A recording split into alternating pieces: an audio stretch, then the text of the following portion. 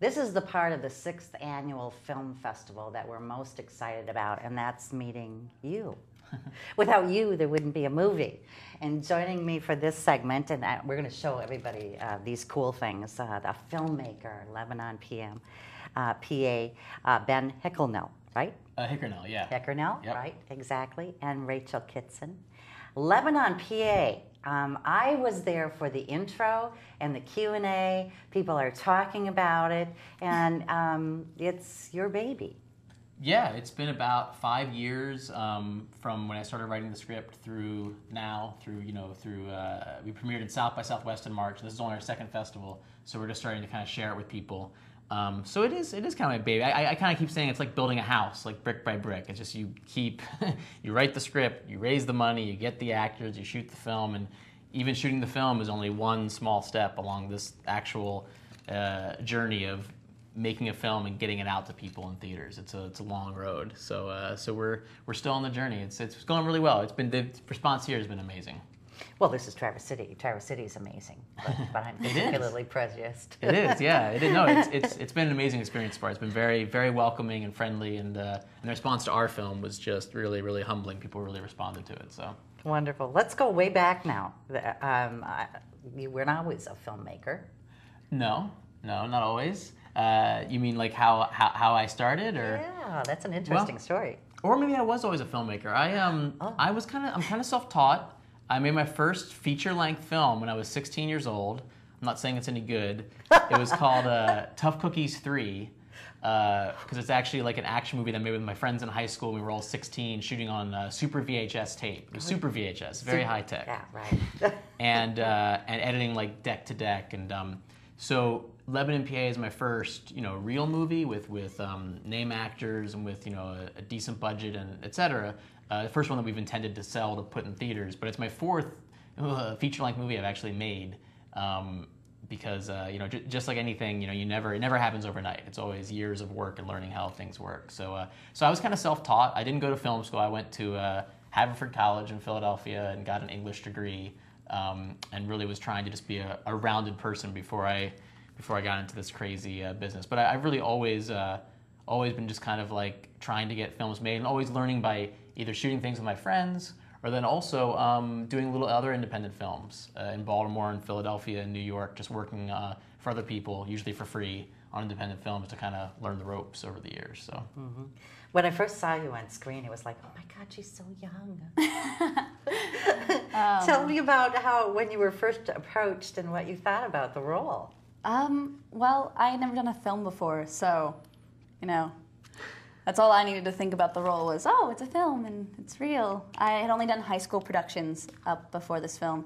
And I've done things since then, but it was overwhelming.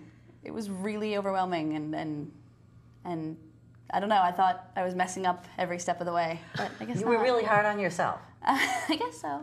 I love the story about when you sat across from her and said, okay, this is how it's going to be. Yeah. When we, after the auditions, we did several rounds of auditions, and she was one of the later rounds because she hadn't done anything, so she wasn't in that first stack of like union experienced actresses. But she fit the part, and she was the best. She had the best audition, and so she was the only one that really felt right to me. But since she'd never done anything, I wanted to just kind of meet with her, so we went and got coffee. Although neither of us drank coffee, we just went and like sat there in Rittenhouse Square in Philadelphia, and I just kind of asked her. I was like, "Are you ready to do this?" And it was great. She just kind of shrugged and was like, "Yeah, I think so." She's always very kind of like that. That was pretty much it, I guess. Do you become a member of the family? Is it as important to you as it is to you? Because it's your baby. I'm sorry, what do you mean? Well, when you get involved with a film, and this was your first film, did you get it as involved like, this means everything to me. This is my baby as well. Definitely. I mean, Ben and I, we keep in contact and hang out, and he tells me what's going on and all of it. I mean, it's a little bit, I don't get all of it. I don't understand the world of film. He's tried to explain it to me, but I kind of understand it, but it's a lot more complicated than I ever thought it would be. I kind of get it, but yes, I think I'm part of it. And everybody has to take a first step. So this was your first step. Oh, yeah. Don't be so hard on yourself that you don't know it all yet. I don't think anybody really knows it all yet. You said something also that was interesting in the Q&A. You said that you haven't showed it to the town it was shot in. Yeah, yeah. Just because there are kind of rules, sadly, because we really want to sell this film. We want to get it out there and get it in theaters for everybody. Yeah. And to do that, it's kind of like buying any kind of product. If you give it away for free first, you can't. So like these festivals, you go to festivals because they're part of an established, it's like an organic system. It's not like it's ruled by someone, but it's a system of these individual festivals where you go to show it to people in the industry to kind of get attention and to prove that it's a good film, to get it in front of people. But then to release a film theatrically, you have to have not shown anywhere publicly outside of a festival. So I haven't shown. I'm really looking forward to showing it to those people. But since they don't have like a major film festival there, and also again too, it's silly, but it's just the rules. If we play on like a tiny film festival, then all the big ones won't take us on. So until we've sold the film, we have to just kind of be selective, play places that have credibility, have industry credibility, and then once we're in theaters, the plan is definitely to open it there, whatever, like first or second weekend to go there, and to like go there, hopefully you'll come along, like I'll go out there, I'll bring some of the other actors and go out to Lebanon and show it to the people in the town, and I'm really interested to see, how they respond. It's going to be awesome, but we have a lot of people on our Facebook page and stuff who are posting and writing and saying like, when do we get to see it? And sadly, I can't do it right now because if I went and just showed it there once, it would mean we'd never show it anywhere else. Right. So. Right. Exactly. Yeah. Okay. So, yeah, let's pretend you have like a 30-second commercial, and don't give anything away, but tell us about the film. What is it about? Oh, it's only 30 seconds. Yes. It's a family drama set in Philadelphia and central Pennsylvania that is moving, is definitely entertaining, but also thematically goes into some of the big issues that divide this country in a moving, accessible way. It's the kind of movie that you can go and kind of go on this journey with these characters that you really care about, and at the end, afterwards, go out for coffee and talk about it. I think the main thing that movies do is, when they do it well, is move people, and our film is a film that moves people. There's many people already in the last 24 hours who've come up and been like, I loved your movie. I was, thank you for making this movie, which is really humbling. So that's the reason to see it. Plus, Josh Hopkins takes his shirt off. Well, there you go. More than once, actually. So it's great. and you get to discover Rachel. I think has a great future ahead of her, and this is the only way you can see Rachel, and she's. So far at both festivals, people have been just amazed by her. I think she does a great job in the movie, and the only way to this is her first thing, so it's really exciting to find a new talent too. Mm-hmm. The great thing about our movie. Is that embarrassing when people go, "Oh, you just did such a good job"? Do you get embarrassed? It's only embarrassing when I've been called, "You're a nobody. You're a nobody." Oh, it's like, oh, thank you. Thanks for reminding me. But I mean it in a nice way. But yes, it's strange. It's so different than anything I've ever experienced. Like, just today I met like 3 different people came up and they said my name and I was like, oh, what do I do? And it was just to congratulate me. But, so, it's really nice. It's wonderful. Well, I can't wait for like 10 years down the road when we can have this interview and be able to say, we knew her when. Right? Right. For Lebanon, PA too, or yeah. we'll call it. Oh, really? Really? No. You trying to tell me something? No. I just, Well, 5 years in the making. Mm-hmm.